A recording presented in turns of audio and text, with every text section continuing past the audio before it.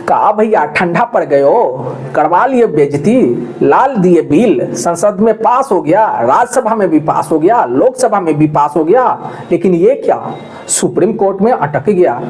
क्या मोदी जी अब क्या कीजिएगा, सुप्रीम कोर्ट पर ही आप अटैक कर रहे हैं। तो देखिए इस पूरा वीडियो को, जिसमें आपको देखने को मिलेगा कैसे खुद के जाल में खुद फंस गए मोदी जी। तो भैया अब बड़ा सवाल, क्या मोदी जी का ये दाव उल्टा पड़ गया है। देखा जाए तो वक्फ बिल ने बीजेपी को दो मोर्चे पर घेर लिया है। एक तरफ विपक्ष ने इसे मुस्लिम विरोधी करार देकर अल्पसंख्यक वोटरों को अपने पाले में करने की कोशिश की, दूसरी तरफ बीजेपी के अपने सहयोगी जैसे नीतीश कुमार इस बिल की वजह से मुश्किल में है। बिहार में तो ये बिल अब चुनावी मुद्दा बन गया है। तेजस्वी यादव ने नीतीश जी की सेकुलर इमेज को सीधा सीधा निशाना बनाया है और अगर मुस्लिम वोटर आरजेडी की तरफ शिफ्ट हुआ तो। नमस्कार दोस्तों, स्वागत है आपके पसंदीदा पॉलिटिकल मसाला शो में। आज का मेनू है मोदी जी फंसे अपने ही जाल में। क्या वाकई में वक्फ बोर्ड बिल ने बीजेपी को चारों खाने चित कर दिया है और ऊपर से नीतीश कुमार और तेजस्वी यादव का नया दाव। ये तो पॉलिटिकल चक्कर में ट्विस्ट पे ट्विस्ट है। तो चलिए चाय की चुस्की लीजिए और देखिए कि कैसे मोदी सरकार का ये नया दाव उल्टा पड़ गया है। और हाँ भैया, तंज तो बनता है लेकिन फैक्ट्स भी देंगे, पक्के देंगे।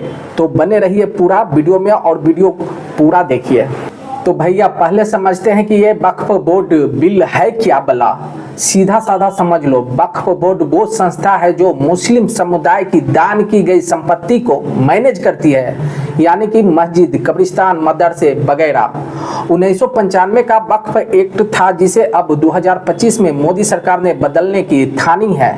कहा गया है कि ये बिल लाएंगे ताकि वक्फ बोर्ड में पारदर्शिता आए, भ्रष्टाचार रुके। सुनने में तो अच्छा लगता है ना, लेकिन भैया असली पॉलिटिक्स तो अब शुरू होती है। इस बिल में कुछ ऐसे बदलाव है जिन्हें देखकर विपक्ष चिल्ला रहे हैं कि ये मुस्लिम विरोधी है, जैसे गैर मुस्लिम को वक्फ बोर्ड में शामिल करने का प्रावधान, वक्फ संपत्तियों को नोटिफाई करने का प्रक्रिया को आसान करना, डिजिटल पोर्टल बनाकर हर संपत्ति का रिकॉर्ड रखना।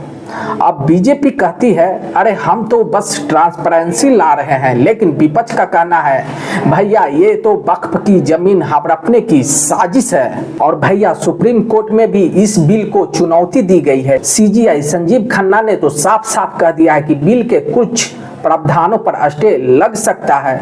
अब ये तो मजेदार मोड़ है, लेकिन रुकिए, असली ड्रामा तो बीजेपी के घर में चल रहा है। या अब आते हैं असली मसाले पर। ये वक्फ बिल तो बीजेपी के लिए गले की हड्डी बन गया है, क्योंकि उनके अपने सहयोगी नीतीश कुमार की जेडीयू इस बिल को लेकर कांप रही है। देखिए नीतीश बाबू ने तो बिल के लिए समर्थन में वोट दिया, लेकिन उनके इस फैसले ने जेडीयू में भूचाल लाकर रख दिया है।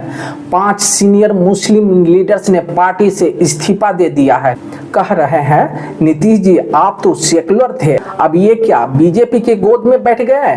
अब बिहार में चुनाव नजदीक है और बिहार में मुस्लिम वोटर कोई छोटा फैक्टर नहीं है।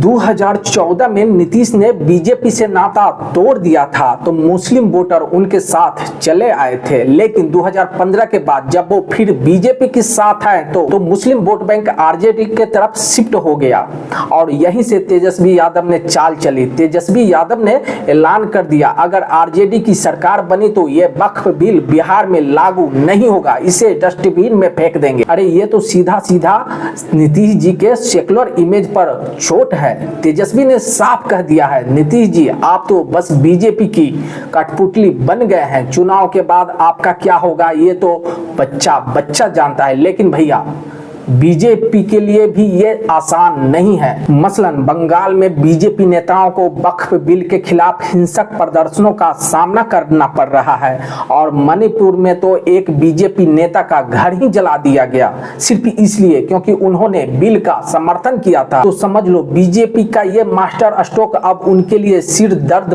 बन गया है। अब भैया विपक्ष तो इस मौके को भुनाने में कोई कसर नहीं छोड़ रहा है। कांग्रेस, आरजेडी, डीएमके, AIMIM सबने इस बिल को असंवैधानिक और मुस्लिम विरोधी करार दिया है। AIMIM के असदुद्दीन ओवैसी ने तो सुप्रीम कोर्ट में याचिका दायर की है, कहा है कि ये बिल संविधान के आर्टिकल 14 और 15 का उल्लंघन करता है।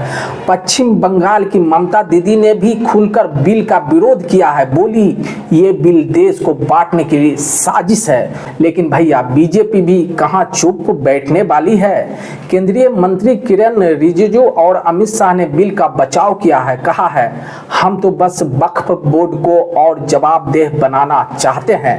गैर मुस्लिम को बोर्ड में शामिल करने से क्या दिक्कत है और डिजिटल पोर्टल से तो फायदा ही होगा। लेकिन जनता का मूड क्या है, सोशल मीडिया पर एक्स को देखें तो लोग बटे हुए हैं।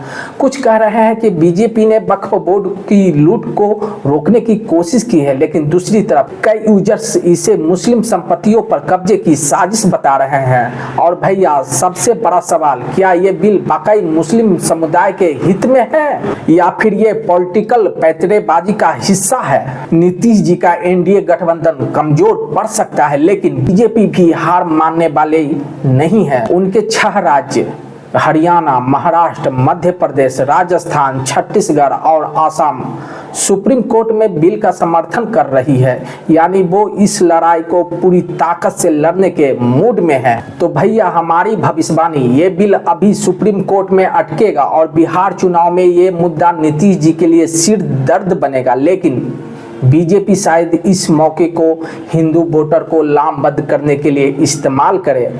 आपको क्या लगता है, क्या ये बिल बीजेपी के लिए मास्टर स्ट्रोक है या फिर खुद के पैर पर कुल्हाड़ी? कमेंट में बताइए। और हाँ, अगली बार फिर मिलेंगे, तब तक के लिए जय हिंद। और भैया पॉलिटिक्स में आंखें खोले रखिए। तब तक के लिए नमस्कार। देखते रहिए द पटना, जय बिहार।